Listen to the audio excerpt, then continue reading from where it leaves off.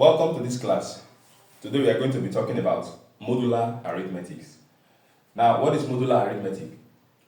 Modular arithmetic is a system of counting numbers in which the numbers go back to the origin after they have gotten to a certain number called the modulus.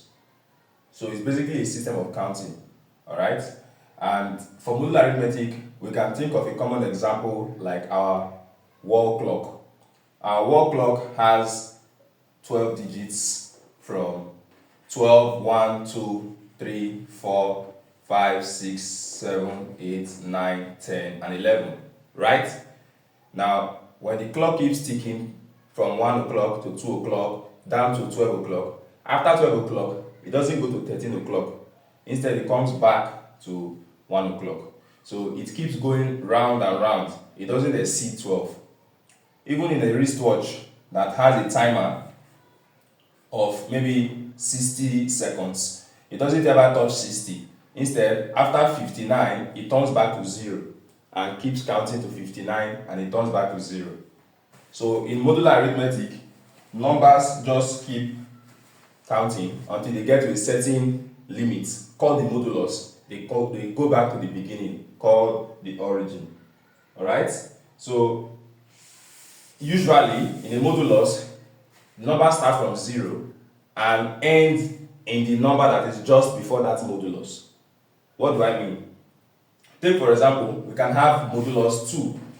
So in modulus 2, the numbers that we use in modulus 2 are just 0 and 1. So it means in this modulus, you cannot have any number greater than 1. So 0 and 1 are the only numbers in modulus 2. So anytime a number is working in modulus 2, from 0 it moves to 1, back to 0, back to 1. That's the meaning of modulus 2. Alright? And then if we are to have something like modulus 5, so what modulus 5 means is 0, 1, 2, 3, 4. So if any number is being counted in modulus 5, when the number gets to 4, it goes back to the origin, which is 0. So you notice that in modular arithmetic, the numbers always end just before the modulus. So another example is modulus 6, for instance. It means you have 0, 1, 2, 3, 4, 5. Alright? So the digits are always equal, the number of digits are always equal to the number of the modulus. So we have 6 digits in modulus 6, starting from 0, ending in 5. We have 5 digits in modulus 5, starting from 0, ending in 4. So what this means is that for each of these modulus, you cannot have that particular number in the modulus. So you cannot have 5 in modulus 5. Instead, when the number gets to 4, after 4, it comes back to 0. And that is the basic operation of modular arithmetic. Now, in modular arithmetic, at times, it is actually possible to express a number in any modulus. So take for example, we might be told, this is example 1, we might be told to represent this number, represent 5 in modulus 4. Alright? So a short form of modulus is just mod. So for us to represent 5 in modulus 4, there's one step we want to do. The first step we'll do is to write down all the numbers that we can have in modulus 4. What are the numbers we can have in modulus 4? 0, 1, 2, and 3. Remember, there cannot be 4 in modulus 4. So from here, we are going to actually count 5 steps forward. Moving from 0 points, we are going to count 5 times because we are told to represent 5 in modulus 4. So from here, 0 to 1, that is 1 step, 2 steps, 3 steps. Now for the 4th step, it's going to go back to 0. That is the 4th step. And the 5th step is back to 1. So it means that 5 in modulus 4 is actually 1 in modulus 4. And that is the answer. Alright? Also, for another example, we may be told to represent 6, for example, in modulus 3. So you can represent any number in any modulus. Alright? So what's the first step? Write down all the numbers that are in modulus 3. The numbers in modulus 3 are 0, 1, and 2. And now we are going to count 6 times, starting from the origin. We'll keep moving. Remember that anytime we get to the end of the number, we'll come back to the beginning and keep counting again. That is how modulus operates. So let us move 6 times from 0. This is 1, 2, 3, 4, 5, and then 6. So at the end of the day, we end up with 0 in mod 3. So it means that 6 in modulus 3 is actually 0 in modulus 3. Alright? Now, let's take another example so that you understand it further. We may also be told to represent a high number, maybe 23. Represent 23 in modulus 7. Alright? The steps remain the same. We are going to write down all the numbers that exist in modulus 7, which is 0, 1, 2, 3, 4, 5, 6. And then the next thing we have to do is to count 23 times, alright, from the beginning.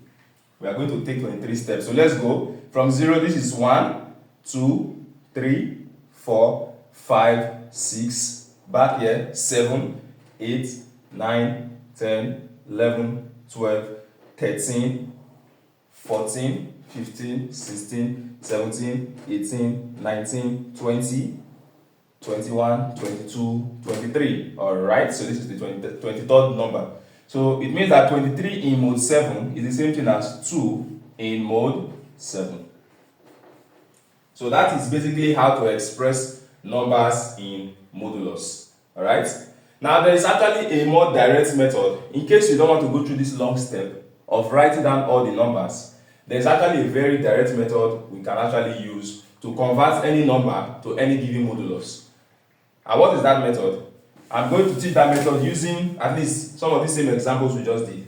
And what that method simply involves is dividing that particular number you have to be represented, dividing it by the modulus just once, and then the remainder will be our final answer. So let's use this example of representing 5 in modulus 4. What that means is that we are going to divide 5 by the modulus 4. Alright? Now 4 can go into 5 once, remaining 1.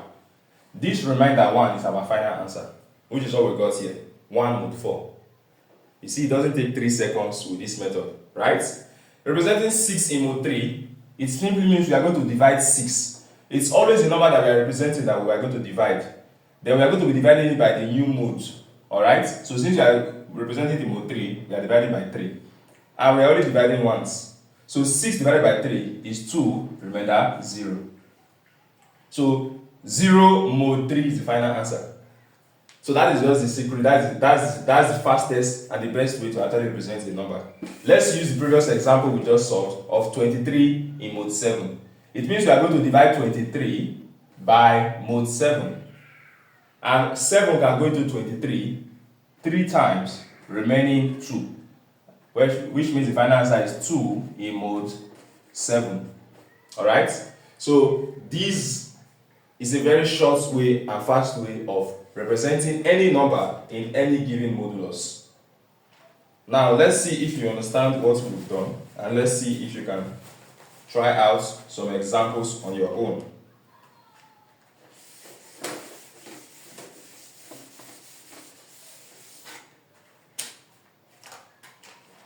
Alright, so try and represent these numbers in this modulus.